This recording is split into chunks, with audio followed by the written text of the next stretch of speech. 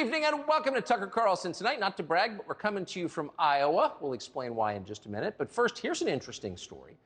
Ronny Jackson is a physician. He joined the White House medical unit many years ago under President George W. Bush. He stayed in that job. He went on to serve as physicians to the two subsequent presidents, Barack Obama and Donald Trump. So Ronny Jackson knows a lot about what it takes to run the country.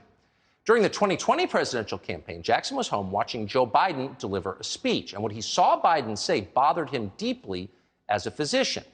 Biden had just announced that he was a candidate for the U.S. Senate. Watch. I'm here to ask you for your help.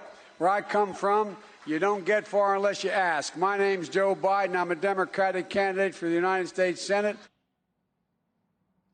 So Ronny Jackson saw that and then went on Twitter. And he made the obvious point. Joe Biden, before this goes any further, should undergo a cognitive examination. The country deserves that.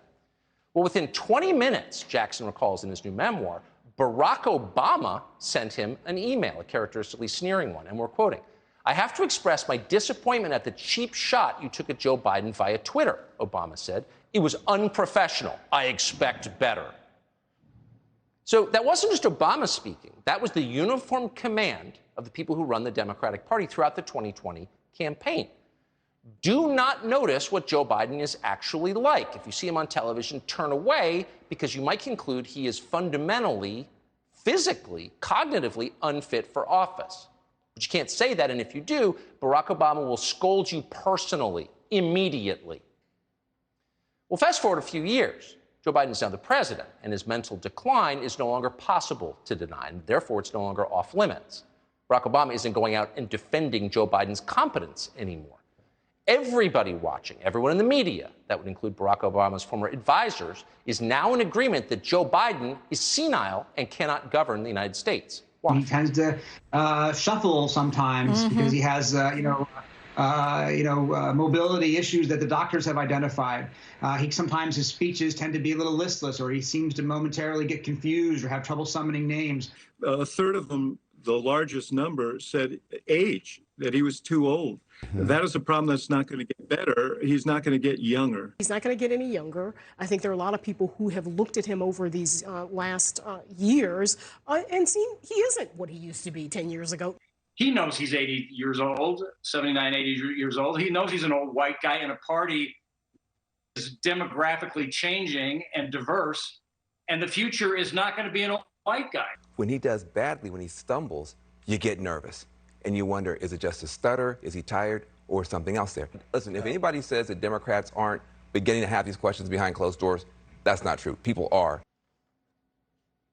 So the problem with Joe Biden, says Mark McKinnon, is that he's white. Notice the casual racism of the left, 2022. It's ubiquitous. You barely even notice it. That's not the problem with Joe Biden. Who cares what his skin color is? The problem with Joe Biden is he's cognitively unable to serve. But take 3 steps back. That's not Joe Biden's fault. It's not his fault he has dementia. No, the fact that Joe Biden is president is an indictment of the media and the Democratic Party, because they have known, contrary to what they're telling you now, Joe Biden's decline, his full-blown senility, has been obvious for more than 3 years. We noticed it. We're not doctors. And by the way, we had no special animus toward Joe Biden at all. But we watched him. And we said this out loud for the first time we checked today on May 14th, 2019. As of today, pretty much everyone paid to prognosticate on television still considers Biden the prohibitive frontrunner in the race. He checks every box. Therefore, he must get the nomination. That's how they think, because they're dumb. What they're leaving out of the equation is Biden himself. Watch this video and ask yourself if Joe Biden is really going to be the Democratic nominee, much less president of the United States. It was shot yesterday in New Hampshire. Keep in mind, we have not altered it in any way. This is entirely real. Watch. Vice President Biden, do you have a comment on the Chinese tariffs? I'll answer this question. The answer is yes, I do. The president has done nothing but increase the tariffs, the debt, and the trade deficit. The way you have to proceed is we have to have our allies with us. It's not just us. We have to keep the rest of the world together. Secondly, labor should be at the table, as well as our allies, because that's the only thing. And the fourth thing we should do is be focusing on the things that, in fact, I've been talking about for a long time. China's greatest violation is the way in which they steal our intellectual property. We should make it quid pro quo, as I've told when I was dealing with Xi Jinping. It should be simple. Here's the deal. You say that if, in fact, anything has to be owned 50% by Chinese to invest in China, guess what? In America, it's the same thing. This idea of dealing with the only people who are paying the price are farmers and working people right now. He's going about it all the wrong way. A lot of bravado, no action. But wait a second, you're saying to yourself, that didn't make any sense. Not a single phrase in a full minute of talking conveyed an intelligible idea, not one. That wasn't even word salad. It was a verbal Jackson Pollock painting. Nouns, verbs, adjectives spilled like cans of paint, bleeding into each other, a sticky postmodern mess. At one point, Biden actually jumped from point 2 directly to point 4. Just to let you know that your old-fashioned linear assumptions about numerical sequencing are no good here, man. That's yesterday's mathematics. So we put that on the air back in 2019. Again, not because we were particularly against Joe Biden. He seemed a lot better than Beto O'Rourke or Mayor Pete. We put it on because we happened to be watching one day and tried to follow what he was saying about China because it seemed important. Not one national news organization had noted at all that this guy couldn't speak in complete sentences, couldn't convey coherent ideas. Nobody had ever mentioned that. And of course, anyone in Washington knew Joe Biden. He'd been there since 1972, and basically most people kind of liked him. He was a friendly guy. This was not the Joe Biden anyone who knew Joe Biden had seen before. He completely changed. This was clearly cognitive decline. This was dementia, obviously. So we drew a conclusion that now sounds ridiculous, but it seemed logical at the time. This guy can't be the Democratic nominee. He can barely speak. How did he manage to get through the campaign? Well, it turned out, we learned later, his staff, supervised by Dr. Jill, his wife, was giving him pills before every public appearance, checking the time and at a certain hour giving him a dose of something. Now, that's not a guess. We're not making that up. We've spoken directly to someone who was there and saw it happen multiple times. Now, before taking the medication, this person said, Biden was, quote, like a small child. You could not communicate with him. He changed completely because he was on drugs, and he clearly still is on drugs. No one's pushing to know what those drugs are. We should know.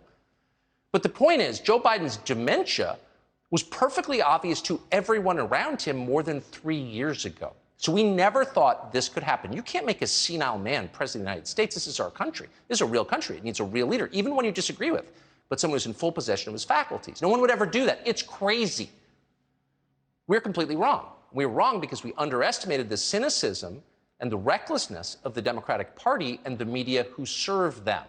They will say literally anything, no matter how implausible or immoral, if it brings them more power. They knew exactly how incapacitated Joe Biden was. They lied about it. And the disaster we're living with today is a direct result of their lying.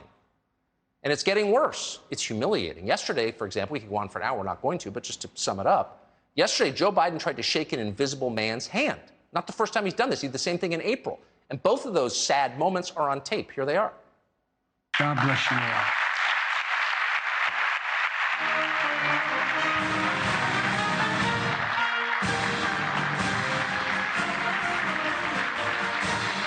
Great honor. Thank you very, very much. Thank you. Thank you. תודה לנשיא המדינה ולנשיא ארצות הברית. Thank you, President Herzog and President Biden. So if you don't like Biden or his agenda, and we certainly don't, there is a kind of partisan glee you take from this. Look how pathetic he is. But, you know, if you're an American, there's no upside, actually. This is horrible for all of us. It reflects poorly not just on the Democratic Party or Biden himself, but on our country. And it's happening constantly with increasing frequency. On Wednesday of this week, during a trip to Israel, Biden announced that we have to keep alive the, quote, honor of the Holocaust. Huh? Continue, which we must do every day. Continue to bear witness. To keep alive the truth and honor of the Holocaust, horror of the Holocaust. It's absolutely awful. And again, there's no upside. So Joe Biden's senile. Everybody knows it. Do we win a prize now? No. We watch our country degrade. So you have to ask, who did this to the rest of us? Who's responsible for putting this guy in a position where he was elected president? Well, we could start the list of the culpable with Joe Biden's 2020 campaign manager, Jen O'Malley Dillon. She did this. Where is she now? Well, she's now deputy chief of staff in the White House. She knew exactly how senile Joe Biden was. Susan Rice knew well, too. Of course she did. Susan Rice now runs America's domestic policy out of the White House. Ron Klain knew perfectly well that Joe Biden was not fit to be president, that he has dementia. Ron Klain was elevated to White House chief of staff. And of course, Dr. Jill, his wife, was perfectly aware. Members of Joe Biden's own family knew perfectly well and told other people about it. We've reported that before, and it's true. And yet they didn't stop him. Mike Donlin was the chief strategist of Joe Biden's presidential campaign. Now he's one of Biden's, quote, senior advisors. Same with Anita Dunn. She was once co-campaign manager. She's now another senior advisor for Biden and a former Obama communications director. She has massive power in this country. That's how she was rewarded for foisting this guy on the rest of us. Brian Deese, same thing. The man who screwed up our climate and energy policy during the Obama years. He knew perfectly well Joe Biden was senile, but he wanted power again, so he didn't say a word. Once again, same principle at work. People make grave errors in judgment. They do something horrible to the United States of America, and they're rewarded for it. They're never punished, they're rewarded. These people now run the country. And above all, Barack Obama. Barack Obama knew perfectly well that Joe Biden was senile. Barack Obama spent 8 years making fun of Joe Biden and degrading Joe Biden because Joe Biden has no dignity. He put up with it. But Obama knew that Biden wasn't fit to be president, and that matters because Obama is, and has always been, the person actually running the Democratic Party. And of course, the media knew. They knew perfectly well. But they lied. From day one, they lied. Here they are telling us during the campaign that Joe Biden actually, shut up, ageist, is perfectly fine.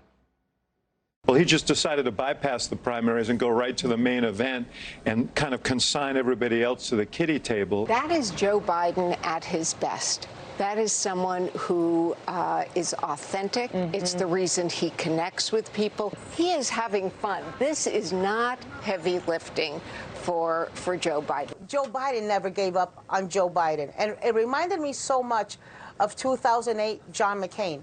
Look, help is on the way. Help is on the way. Joe Biden, we need him. You know, you hit play on your phone or whatever, and there's Uncle Joe, Grandpa Joe Biden, talking in a way that I think Americans want to hear.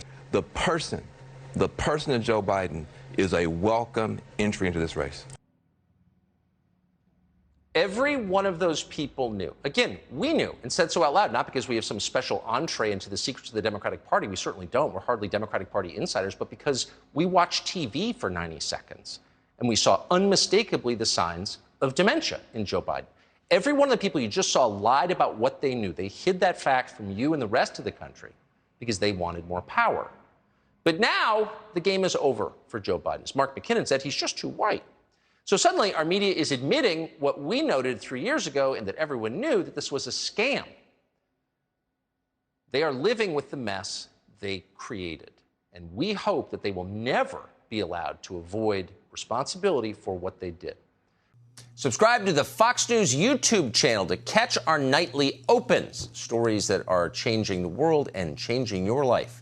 From Tucker Carlson Tonight.